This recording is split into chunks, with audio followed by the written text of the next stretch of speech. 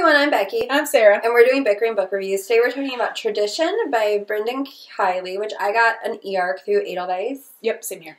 So thank you. I think it's Simon & Schuster.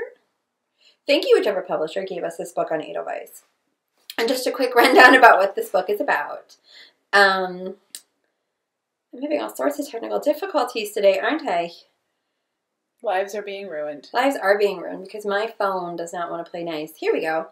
Okay, so this book is about the Fulbright Academy, which has a history of privilege and traditions which reward the wealthy and punish the weak. James Baxter, oh, that almost went somewhere else. So it's Fulbrook, not Fulbright, and it's James Baxter, right? I said Fulbrook. Didn't I say Fulbrook? No, it sounded like Fulbright. I have Fulbrook written. Anyway, he's a scholarship student who is trying to find his place at this elite school, but when he befriends Jules Devereaux, he learns more about the dark traditions kept behind Fulbrook's ivy walls, kept secret behind their ivy walls.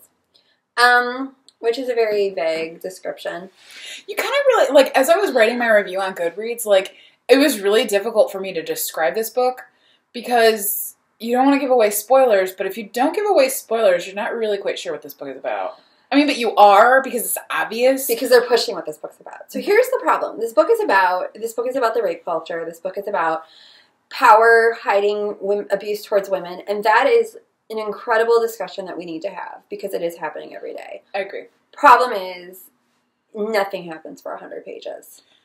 Yeah, I don't necessarily know that if I wasn't reading this for Edelweiss and I wasn't reading it for the vlog, I don't think I would have finished it. And I was disappointed because this is my first Brendan Kiley book by himself. And All American Boys is, to me, one of the most brilliant things ever written. It's true. And, I mean, I think his parts, I'm assuming he wrote all the Quinn parts, are just as beautifully written as the Rashad parts. Yeah. But part of my problem with this book, and it's a major pet peeve of mine, I don't like it when you have a dual narration, particularly when one's female, one's male, and they sound exactly the same. Yeah. The narrative voices do not change at all. I kept coming back to, like, it was really hard reading this book for me because I kept coming back to the fact that it wasn't developed enough that I don't necessarily know if the characters really got justice or the story got justice. I don't think it did. I also came back to the fact that I don't necessarily know. I mean, it's kind of like an internal debate, and I haven't come to a decision, but I don't know if this is the right person to tell that story. Or if the characters are the right people to tell the story. But maybe. I mean, it's definitely, I would be interested to see kind of what other readers' reactions are, because it definitely, I think, will spark some debate, I think. See, I think it would have been a much more powerful story told through this narrative voice if it was all from Baxter's perspective. If you didn't go back and forth between the Jules thing. And so it's just this guy who's not used to this privilege and not used to this level of, like, misogyny, and he goes into this environment and he sees it, and he's witnessing what's happening to his friends, and he's witnessing what's happened to the girl that he likes and everything else.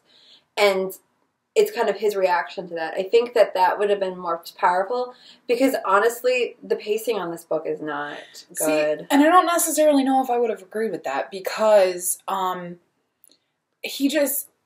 Baxter to me seemed too naive. And I don't necessarily know if the whole story would have been uncovered. We really wouldn't have been able to explore rape culture, I think, if you're only looking at it from his point. But Jules' narrative voice just did not work. Oh, no, it didn't work for me. But what I'm saying is I don't think that either or could stand on their own. I don't know. I think depending on how it was developed. Because like I said, the pacing in this book, like nothing happened, and then lots of stuff happened. Like they could have lost 50 pages at the beginning. Fair enough. And I still come back to the fact, though, that I think that this really would be a good book discussion book. Like, it would. Even though the story isn't as well developed as one could hope, and there are others out there that do it just as well, if not better, I still think that you could sell it to book clubs. I feel like you could also, this is a book that would fit well in like a 9th or 10th grade classroom. Because I remember when the first library I worked at, the local school read Speak, and I read the note, and that's the first time I read Speak. And in the notes, there's a thing about Lori Halsey Anderson where she was saying that sometimes she goes to schools, and teenage boys will come up to her and they will say, "I don't understand why Melinda was so sad." like, why she reacted the way she acted. And I kept thinking, like, reading this book, I'm like, this is a book that you could teach. Like, you could actually, like, read and go through, and you could talk about, like, emotions, and you could actually inspire a lesson. But I'm wondering if you can only do that because there's the dual perspective. And that is very possible. But, like, I mean, it's like I said, it's an important story, but I don't know if it's a good book. Yes. Does that make sense? No, that makes complete sense. And like I said, this book is getting really great reviews, and I don't know if it's getting really great reviews because of this, like, the actual subject or the actual words on the page. But I definitely think, I mean, just even, like, right now, it definitely kicks off a discussion, and I certainly can appreciate it for that. And I applaud him for even attempting to write this story. And like I said, there was just, to me, parts of it felt very dated. But maybe it's because I believe he's, like, from the Boston area. And that was part of it. And maybe some of the dated and the dialogue wouldn't have bothered me so much, except Baxter's supposed to be from, like... Ohio. Like, yeah. And I'm, like 20 minutes from where I work. And I'm like, kids don't talk like that.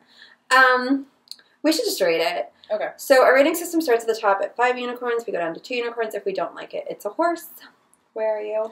I'm giving it a 2. 2 unicorns. See, I'm like at a 3 because the book to me, the story was a 2, but the message and the actual discussion's a 4, so I'm like at a 3. See, and just when I personally read books, I put more emphasis on the story and not like the conversation surrounding it. And so maybe, I mean, that's a personal choice. I mean, you know, you could really go either way, but... Yeah. So that is where we are on By a Tradition by Brendan Kiley, or Kiley. We met him, and he was so nice. I didn't want to have to say his name because I think it's Kylie, but I could be wrong. Okay. Let's just move along. Bye. Bye.